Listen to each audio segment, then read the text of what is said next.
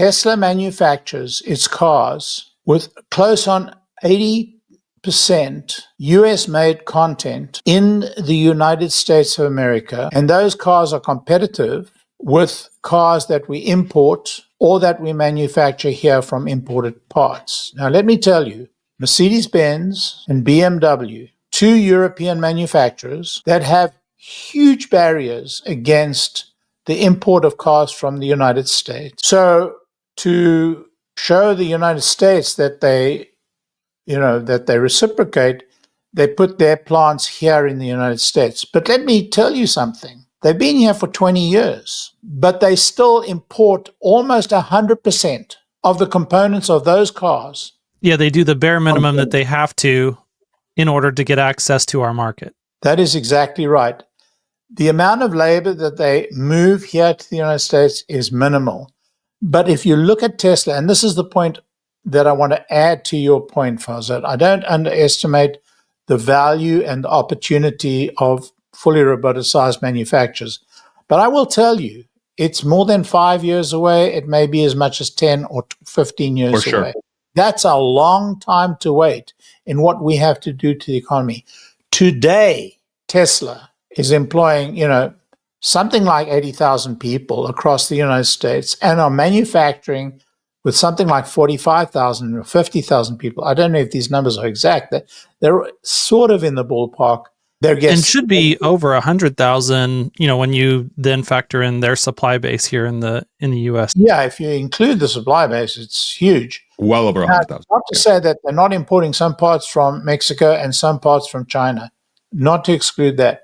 But they're making their batteries here, or they're having their batteries made here by their suppliers, and that's a huge component. And a huge percentage of the car, well, we know it's over 80% of the car is actually manufactured in the United States. And so what I'm saying is that there is absolutely no reason at all that we cannot, with today's technology, not tomorrow's technology, not the technology of a decade hence, not the technology we're still trying to create, but today's technology, there is no reason not to manufacture in the United States, except one. And I'm not going to use the word tariff because it sets people off. Trade barriers, global trade barriers erected against the United States of America. Now, does the United States have trade barriers against the rest of the world?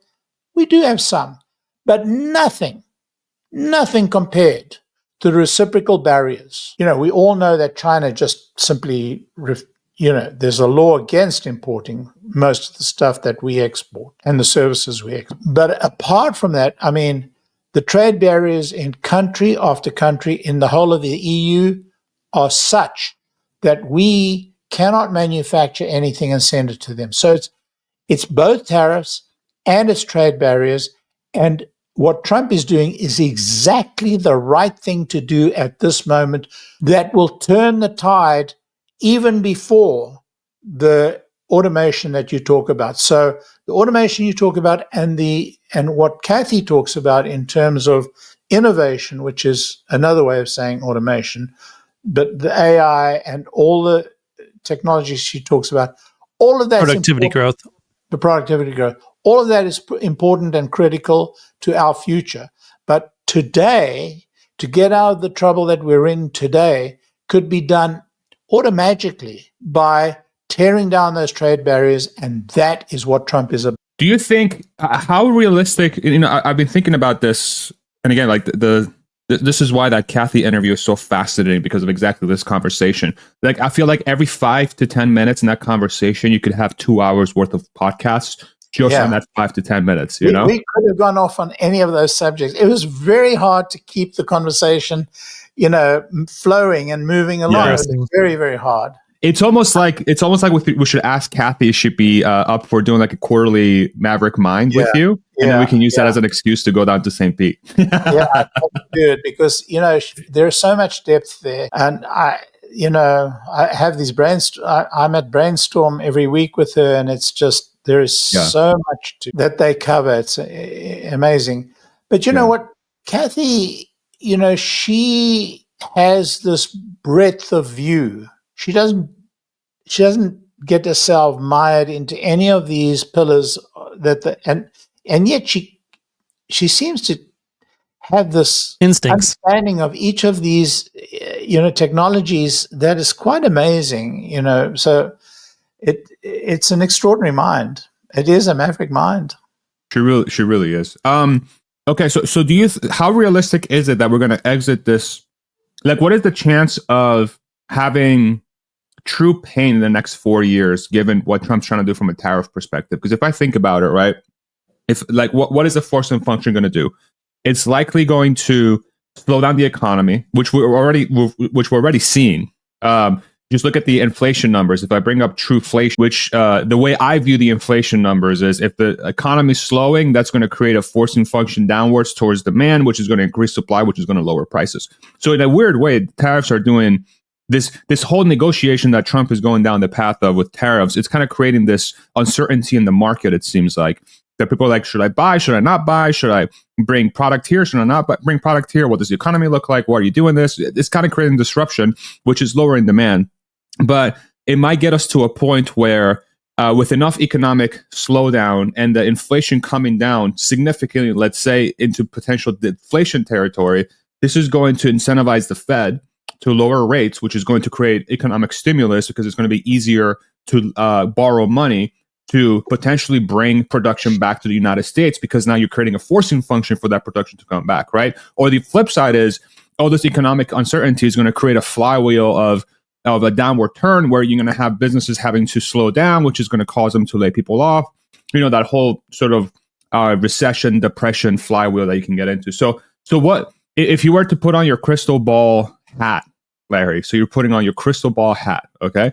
What do you think is the likeliest outcome in the next, say, 2 to 4 years from what's going on now? I've been calling for a recession for the last couple of years, which means that if I keep going, I'll be right sometime. And I think we have been. And I think we have been in a recession, if you really think about it. Yeah. I was going to make the point that I've been right all along. The problem is the recession exists in the lower 2/3 of the economy, while the upper third of the economy has been enjoying the S&P 300. No, the S&P 7, the Magnificent Seven. I mean, if you look at the results, you can actually draw a line. If you look at the results of companies, you can draw a line at companies that are hugely successful and those that are, just kind of traipsing along. But if you look at the people earning under $100,000 a year, they are living hand to mouth, and many of them are not living hand to mouth. They are behind. They've got into debt. They're families are broken up. There's a huge drug problem. So the lower 2/3 have been suffering a serious recession, and you can pick those trades that are really in serious recession. Whether the building trades, or you can actually pick out which parts of the economy are in recession, which ones are doing well, and clearly tech is doing well, banking is doing well, and financial services are doing well, and tech is doing well. But other than that, people are suffering. And so I think you forgot the one that has been doing the most well, that was now going into not doing well. All those non-governmental organizations, they were having a nice heyday. Yeah, they were doing they have been doing extraordinarily well, and the probability is that they will continue doing quite well even under this administration. But yeah, if you look at credit balances it's consumer credit is pretty high right now, even though interest rates are not nearly where they were in the 80s, where the problems were, the inflation had got so out of hand. But you